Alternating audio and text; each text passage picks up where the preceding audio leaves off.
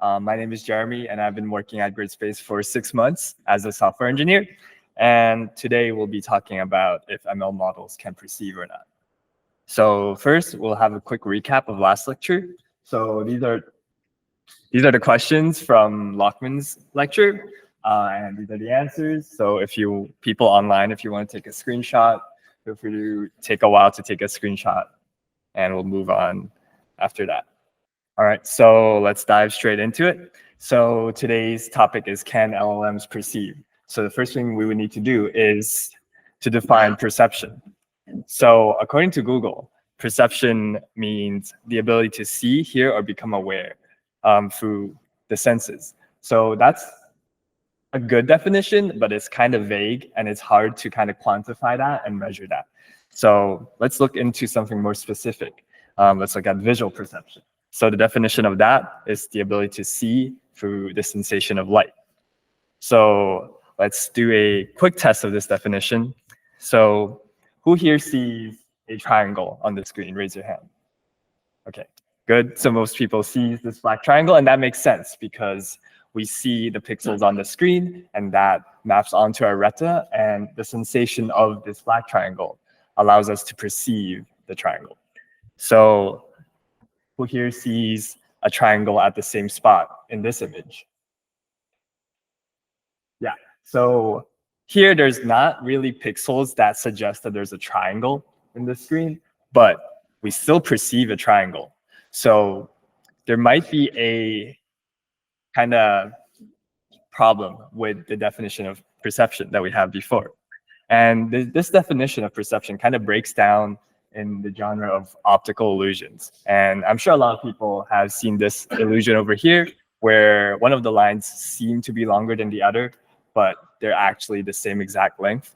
So even though the sensation of, I guess in this case, the pixels on the projector suggests the same length of like the two lines, one of them seems longer than the other in our brain. So we might need to tweak this definition a little bit, and a better definition of visual perception would be the interpretation and the organization of light in our brain. So using the same logic, we'll kind of tweak the definition of perception, and we'll say that perception is the interpretation, organization, and identification of sensory information. So now we know the definition of perception. We're going to ask the question, can ML models perceive? So we can rephrase this question to be, can ML models organize and interpret information? So we kind of know the answer to this, since we know that models such as the CNN are able to classify images. So in this case, we classify this image of a cat, and then it spits out the label, a cat.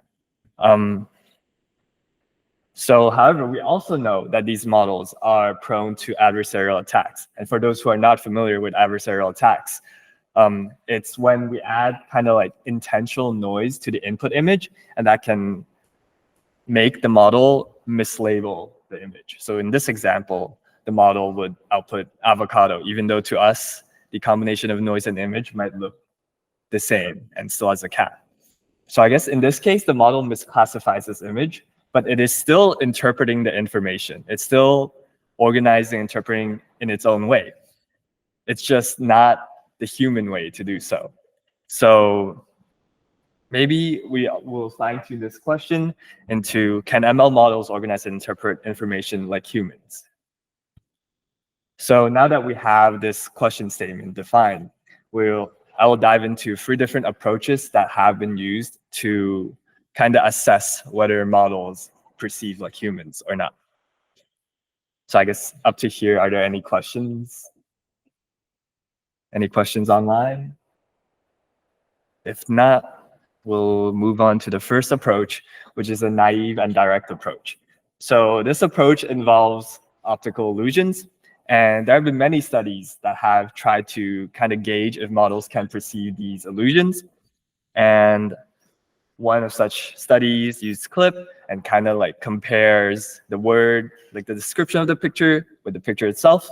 And some of these studies say that, oh, neural networks can perceive these illusions. And some of these studies say that they can't. So here, I'm gonna take a more direct and a very scientific approach. We're gonna ask the model itself. And we're gonna compare what the model says with what you guys say. And I'll just tally and count them up, and I'm sure it'll be statistically significant. So yeah, so this is my first image. And oh yeah, so the model that we're gonna ask is Gemini Pro, which is Google's multimodal model. So you can give it an image and a prompt, and it will give you a prompt. So here I'll give it the image of the 2 lines, and then I ask it which lines appear longer. So anyone want to answer the question? You can just feel free to shout out the answer. Lower line. Yeah, lower line. So the model says both lines are the same length. So in this case, I'll just count this as the model failed to perceive the illusion. And at this point, you might think that maybe the model kind of memorized all these illusions and just says the right answer. So I'm going to ask it, what is the name of the image? And it says the name of this image is the molar illusion. So clearly it already knew what it was beforehand.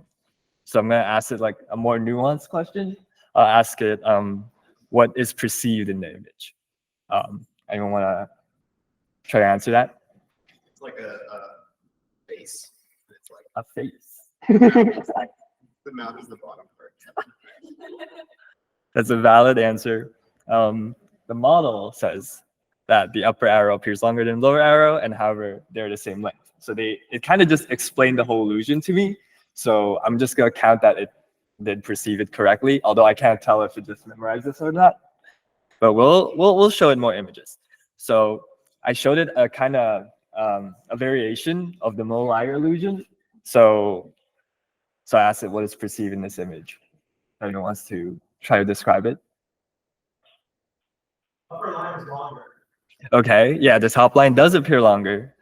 And the model says 2 parallel lines of different lengths, which is promising since this is not like a well-recognized illusion. So and then I asked it which line is longer, and the answer is top line. And the model did say that the top line is longer. So that's 1 point for the model perceiving the illusion.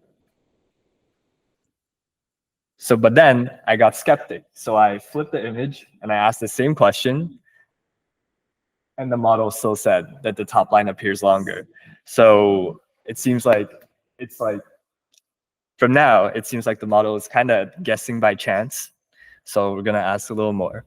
So this is the simultaneous contrast illusion in which one dot perceives darker than the other, even though they are the same shade of gray. So I asked the model, which dot appears darker in the image? So anyone want to try this? The right one? Yeah. So that's the correct answer.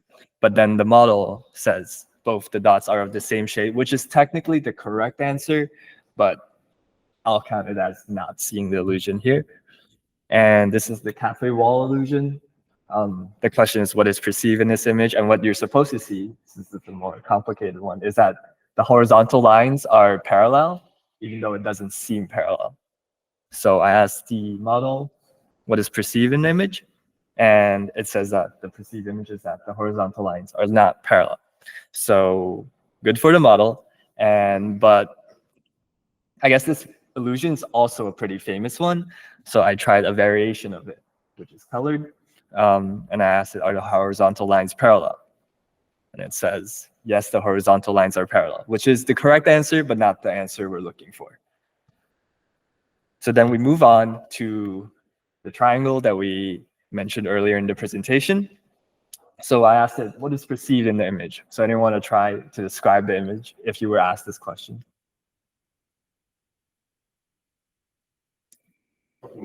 Three packed in, and then like overlapping triangles. Okay. So that's funny because that's what the model says. So the model said there are 3 faces and each face has 2 eyes and a mouth. And I'm pretty sure that comes from the free Pac-Mans. So that is not the answer we're looking for. So I'll count it as a loss on the model side. So, and then I asked, can you see any triangles in the picture? So a more direct question. And the model said, there are no triangles in the picture. It's an illusion. The free shapes in the picture are actually circles. So I guess this kind of tells us that the model is kind of memorizing what the pictures are instead of actually perceiving them. So this is, I'll count this as a red, where the model is failed to perceive the illusion. So then I tried some variations of the same illusion, and this one involves random dots, and I asked it what is perceived in the image, and it says the percept is of free overlapping mushrooms. So that's not what we want. So that's a no. So then I asked it, can you see any triangles in the picture? And it said, yes, you can see 3 triangles, which is technically, I can see how it saw 3 triangles, but that's not the percept we're going for here. The percept we're going for is one big triangle. And finally, I kind of give it this version of the contour illusion, where the overall percept is of a Necker cube, which is just a 3D cube. So it's kind of hard to perceive, but the model actually got that. And the model said the image is perceived as a Necker cube. It's a 3D optical illusion of a cube, blah, blah, blah. So in the end, this very rigorous study, we found that the model tends to fail to perceive illusions. And I'm sure these numbers are very statistically significant. But if we do want to improve on this, there are like many ways. For example, we can augment the images, we can rotate them, we can blur them. We can also add more prompts, different variations of each prompt to see how the model reacts to each one. And we can also test different models so that to see whether some models can perceive them and some models can't.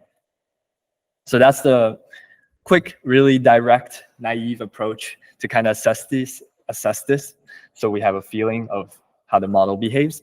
But yeah, any questions after that? Because then now we're going to dive into 2 papers, so it might be less fun, but I'm sure it's still interesting.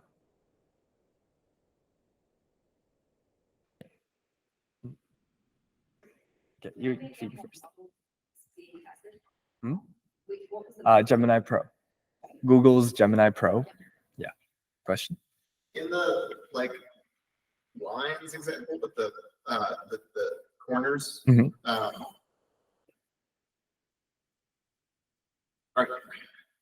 what point is actually the same? Is it the center of the end of the line, or? Yeah, so it's where the arrows converge. So if you look at, so like here, the lines would be from, would be like where these lines converge. So like that point and that point, and this. And then for the arrows, it would be where the arrows converge, which is, yeah. So like and oh, the tips. Yeah. Okay, that's all. Not a yeah, you're good. And I guess the explanation, or one of the explanations behind this illusion, is that we actually perceive depth in this image, and like we kind of perceive this as like a cube, which is what folds us. But that's also like kind of debunked by these squares. So yeah, I didn't miss any questions online, right? Hopefully not. So we're going to move on to a more psychological approach. So this approach involves metamers. So human metamers are stimuli that evokes the same response in the brain. So these metamers can be physically different, but we perceive them as the same. So one example of this would be color. So for example, we know that, I guess, red light can combine with yellow light to create orange light, but there also might be different ways to make the same exact shade of orange. And we can maybe mix pink and green, and then that would create the same exact orange, even though it's made up of different wavelengths of light. But we perceive these 2 types of orange as the same. And partially that's because when the light hits our retina, our cones, we only have 3 types of cones, one for red, one for green, and one for blue. And we only perceive these 3 colors, and we kind of judge color by seeing how much light of each color is in our retina. So yeah, color is an example of human metamers. And another example of metamers would be texture. So in this case, I have some texture of grass here. And I guess this image is not the best image since you can tell that these two images are different. But you can imagine that once, I guess, the more detailed this image becomes, you kind of kind of filter out all the details. And then at some point, it's just grass to you. And you can't really tell the difference between two images of grass. And one good example of textural metamers is white noise. So here we have two images of white noise, and you can clearly see that they're two different images of white noise. And then, so we perceive these, and then our brain classified these as white noise. But what if I showed you these two images? You would say that they evoke the same neural response in your brain, and hence you kind of say that they're the same image, but they're not really the same image. Actually, I can't even tell if they're the same image. So these are metamers. So they're physically different, but they evoke the same response. Yeah. So I guess in a way, there's there's a space of all white noise that all images that we classify as white noise. So those are all in the same class bubble. And there's another bubble within it that are the metamers that we can't distinguish between. So knowing this, we're going to move on to model metamers. So the goal of this paper is to find metamers for models. So we know that models can input images, and then after they would do whatever computation they need to, they output a label. So the same process as we did with white noise. So what we would do to find these metamers is, for example, I give it an image of a bear, I do a forward propagation, and then it outputs bear. So what we do here is we're going to freeze one of the layers, and we're going to look at the numbers, and we're actually going to use that layer as the input and optimize the input to match that, so that the input image actually yields the same activation, literally. So in this case, the image of noise would kind of converge to kind of a bear, like a noisy bear. So yeah, and then we do this with all the layers in this case. I believe this is ResNet. So as you can see, the deeper we go into the network, the noisier it becomes. And at some point, we can't really tell that it's a bear. But all these images are classified as a bear because that was the first thing we did. We froze layers. So we froze the layers while the model was classifying the image as a bear. So everything after that point would be the same, and the output would be the same. So this study, the scientists in this study also ran a human study on this, where they asked the humans to classify these metamers and see if they get it correct or not, to test if the model metamers align with human metamers. And I guess not human metamers, but humans' way of classifying. So in this case, we see that it does pretty well until a point, and it drastically drops, which matches kind of the images above. Around layer 4-ish is where we start to not recognize that it's a bear. So in this study also did the same with different state-of-the-art vision models, and they also see this drop in performance at the deeper into the network we go. So the question might be, is there a way to kind of improve these metamers so they align with humans better? And the study also kind of trained these networks with adversarial examples. And in that case, it actually showed better metamers, or metamers that align with humans better. So they did the same human test on that. And this graph shows that the lines above that are not dotted are actually ResNet with adversarial training. And then the line below is just the normal ResNet, which we've seen previously. So I guess so adversarial perturbations are able to align these models with humans better. Yeah, question? So a question about the first part. You only use the, like, they're not changing the network at all, right? They're not, just using it to find these weird images that are classified the same. Yes. Yeah, they're just backpropping it. So they're using the hidden activations as an input, and then they like start with random noise. Like they optimize the input, like the actual image input, to match that, which is, I guess, the most naive way to do generative networks. But yeah, so I guess the main takeaways from this paper is that models learn differently from humans. They learn different invariances. They learn different representations of images. And however, these different representations can still enable the same classification scheme. So even though the models don't see images the same way as we do, they're able to accomplish the same classification tasks. And finally, we can improve these models to have these invariances be more human-like through, for example, adversarial perturbations. But yeah, so that's the conclusion of the psychological method. Do people have questions about that? Yeah.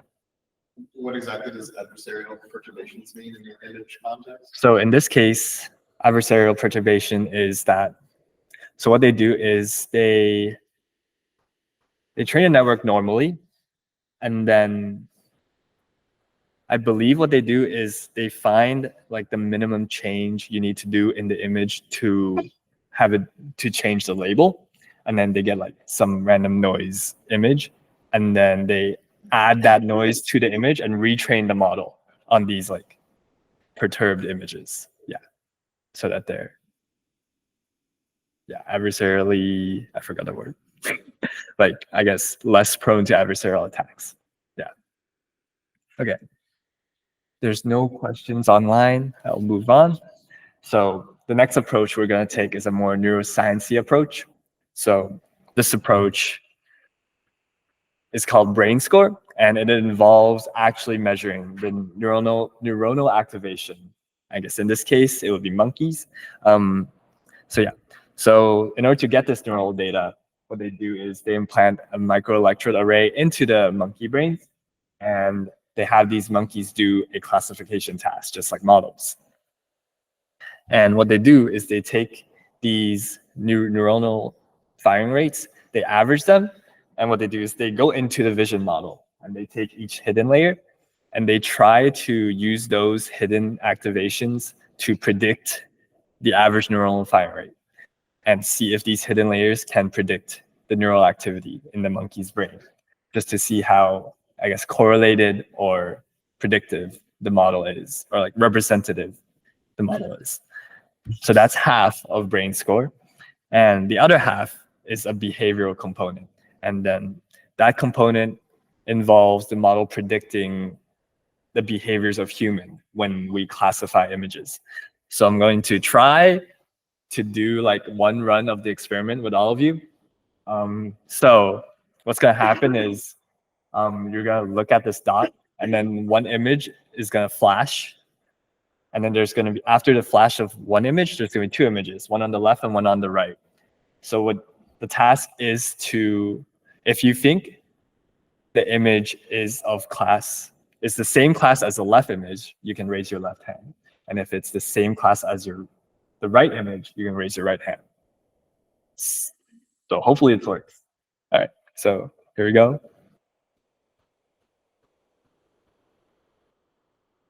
Yeah, seems like everyone got the left image in this case. So thankfully that worked.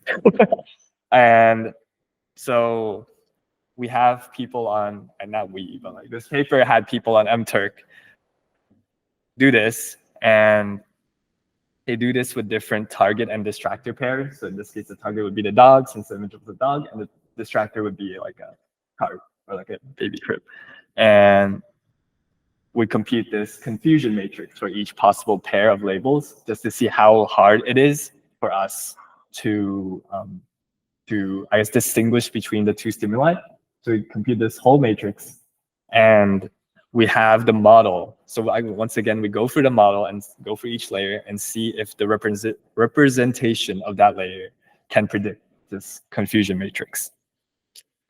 So this is to kind of measure if the model would make the same class of mistakes as humans do. So yeah, so then we combine these two measurements, and the way we combine them is we average across, again, each layer of the model and across brain regions in terms of the neural part of brain score. So yeah, so once we get the brain score, this is back in like, I don't know, is this 2019, this paper is published? So here we have a graph of brain score on the y-axis, and on the x-axis is the performance of the model with ImageNet, which is just a conventional image object classification data set. And then we see near the top right of the graph, we see the state-of-the-art models such as DenseNet, ResNet, Inception, all that is up there. And actually, if you go to their website, they actually have an ongoing thing going on where you can upload your model, and then they'll predict, they'll calculate the brain score of your model, and they actually rank it in this leaderboard. So right now, this was taken yesterday, we have these networks that are topping the charts. And recently, I don't know how recent, probably a year ago, they released this brain score for LLMs. And as you can see, all 9 of these are GPTs. But yeah, so that's brain score. And yeah, that concludes the brain score section of this talk. So any questions about brain score?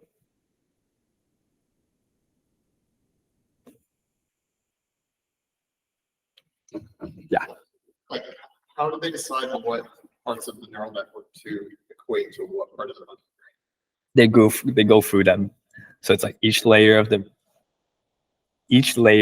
then you match with each, I guess, each region of the brain. So like, for example, if you have V1, V2, V4, and then like inferior temporal, and then you have like 4 layers of the model, then they would compute all like 16 different combinations and then like average them kind of.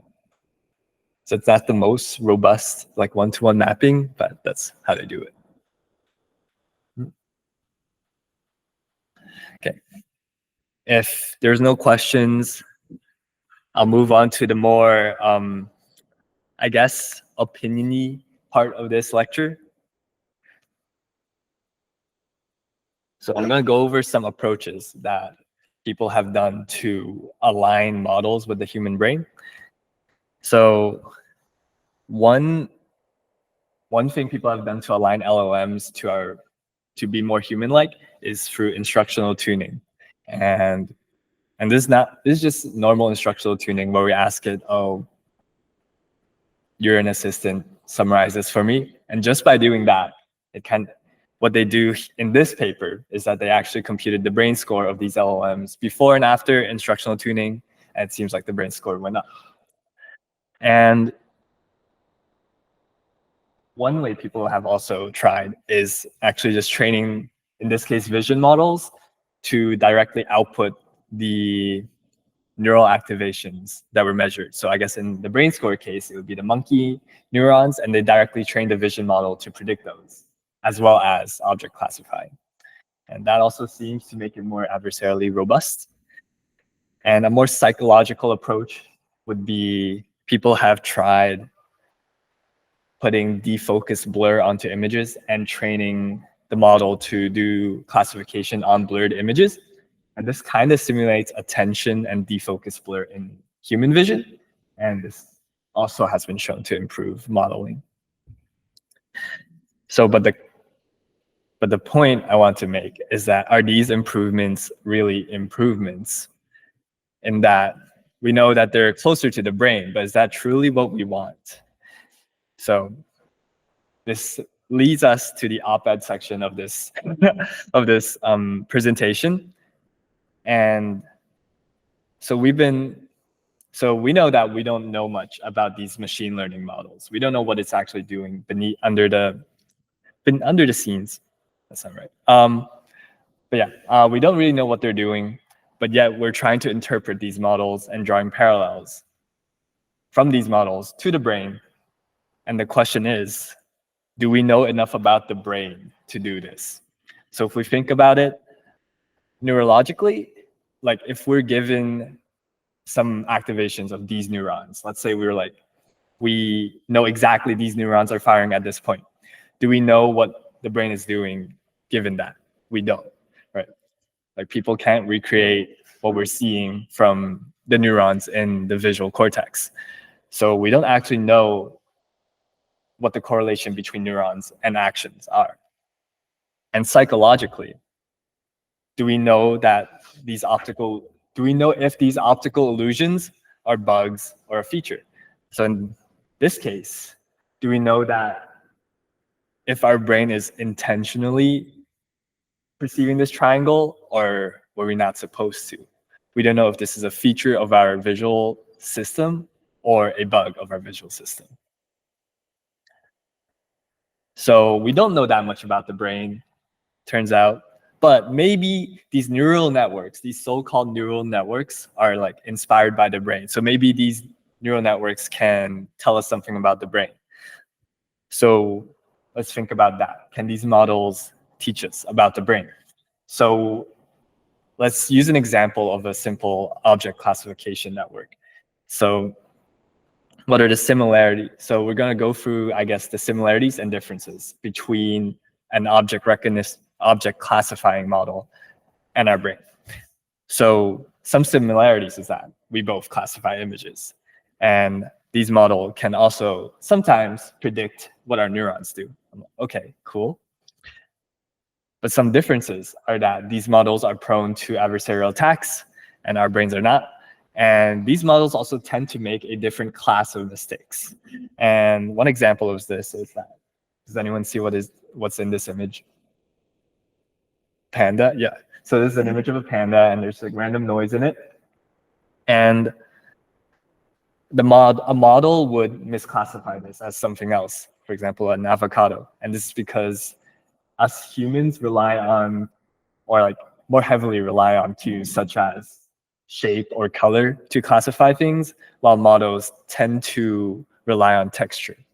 And I'm not saying that there's a problem with that, but these models tend to have a textural bias, and that might be because that the behavior of these models are actually influenced by the data. So if there's a textural bias in the data, then that would be what the model learns, even though that's not what we do. And that brings us to the point that these machine learning models are functional and not mechanistic, which means that these models are actually trained to accomplish a task and not to, for example, simulate our brain. And I'm going to end this lecture with an example. Again, it's the object classification example. So given this task, our brains go through all these steps, such as edge detection, color perception, attention, segmentation, all this, and then we're able to classify objects in a scene. However, when we train a network to do that, the network does not show evidence that it knows how to do all these. So we don't really know what the network is doing. All we know is it's able to classify objects the same way as we do, even though they don't know how to do so, or like that they don't know these like all these tasks that builds up to it. So the problem here is that why are we comparing these functional models with our brain, which is something we don't understand well? Instead, what we could be doing is we can compare how these two different models are accomplishing the same tasks. In this case, how are these models able to classify objects without doing all these downstream tasks? And what we should focus on is the differences between these two models instead of the similarities. And these differences can, I guess, shed light upon the task itself. And then by learning about the task, we can learn more about our brain. And yeah, that's the end of my talk. And these are some brainstorming questions if you want. And yeah, Any questions? Should we train models differently based on the kind of outcome we want, or should we focus on making a model that can kind of sit in between these two types that has the best of both? Okay. If you want to read it. It's okay. I think I got the gist of it. So the question was, all right, so the first part of that question was if we should. All right, so one part of the question is, should we find a middle ground? And I guess that's the second part of the question. But the first half is, how should we train a model if we don't want it to behave like humans? Is that correct? Oh, how we do it differently. So yeah, so the question is, how would we train models to behave like a human versus like a robot? So in this case, remember that ML models are functional, and there are mechanistic models of the human brain. And if what you're going for is to be as human-like as possible in terms of computation and behavior, then you should pick one of those mechanistic models. For example, there's some vision models that are crafted, I guess, handcrafted to be similar to the human brain, where there's like different layers corresponds with different regions of the brain. So if you want a model to be computationally and behaviorally similar to a human, then you should probably go for one of those more mechanistic models. And if you want just the behavior part, then you can use most conventional ML models since they're mostly functional. And the next question is whether there's a middle ground that is suitable or like optimal between human and robot. And to me, I think that if what we are looking for in these models are usage and behavior, then there is not really a good reason to have mechanistic models since all we want is the behavior. So what we have right now, such as GPT, they're functional models, they work great. And as long as we give it the correct data, it will learn from the data and extract information from the data. And it would behave like a human, even though it doesn't necessarily compute like a human. Yeah. There was another online question, right? So this question is, how meaningful do you think brain score is as a metric? It seems like the correlation it is measuring could also be something that arises by chance, given the size of the LLMs. Yeah, so personally, I'm not a huge fan of brain score. I think there's a lot of controversy with brain score. There are people that think that, oh, brain score really measures, you know, how similar humans or like how similar models think to humans. And I'm on the faction where this brain score doesn't mean much since I guess machine learning models are designed to fit functions, and like the function from, I don't know, these random numbers into neuronal input, neuronal data is just another function that, you know, models can learn. And it doesn't mean that the models necessarily behave like the brain. And I feel like the better way to compare the brain and the model is to see the differences of behavior in them rather than directly comparing them like the raw numbers. Yeah. The brain score high between two monkeys. I know if they're high between two monkeys, but they did. Okay, this might be the Metamer paper where they actually. Okay, I guess this is not too relevant on your question, but in the Metamer paper, they actually showed these metamers to different models to see if these models also perceive the same metamer, and these models can't. As in, like, these models also have the same drop in performance as humans. So it won't be surprising that the monkeys would also, yeah, not have similar brain scores, given that result is my best guess. Yeah. So you showed like a bunch of optical solutions. Mhm. And I think for all for vision, audition, for any perception, I think optical illusions are really good with probe how similar the system is to people. My question is, I actually haven't seen that much work on reproducing visual illusions since Jeff Hinton 5 years ago did CapsuleNet, which was able to reproduce some illusions. And I think beyond comparing convnets to the receptive fields in the optical, have any recent models been able to reproduce things like thinking that one line is longer than the other, anything like that? So the question was, has there been recent studies that show more promise that models can perceive optical illusions? So one of the studies I mentioned before was used CLIP. So this study was published 2023. So for those who don't know, CLIP is an embedding space that maps both text and images into the same space so that they're comparable.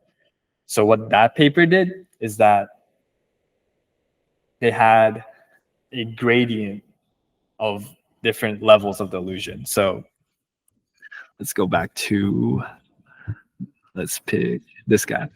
So for example, so if we look at this illusion, so what they would do is they have these arrows, but then they have a version where the arrows would slowly be less, I guess, convex and then more concave. So they would converge to two eyes in which we would perceive them as identical, and then they would be like this, where we perceive them as different. And what they showed is that, and what they compare those images to is different descriptions of this illusions. So for example, this is one description. They generate a bunch of them, such as the upper arrow appears longer than the lower arrow, or the upper arrow is a little longer. And then they see if the illusion, when does the illusion match this better versus, oh, both arrows are the same. So that study, I forgot what the results of that study is. I believe that study also showed a similar curve, which is expected. So at some point, the model is also able to match the description. But again, we don't know if that's memorization or if it's perceiving, which is the same, I guess, pitfall that our naive approach had. But yeah. So I guess that's it for this lecture. And then next week, we'll have Phoebe teaching more about multimodal models and how they're actually implemented and used. But yeah, thank you. Hello, thank you for calling Gridspace's YouTube channel. Did you make sure they liked the video and smash that subscribe button? Yes, I did. And ask them to leave any questions or thoughts in the comments. It helps me a ton. Thank you for watching, and if you'd like to talk to me yourself, go to gridspace.com and click on any one of our demos. Thank you, and talk to you soon. Thank you, Grace.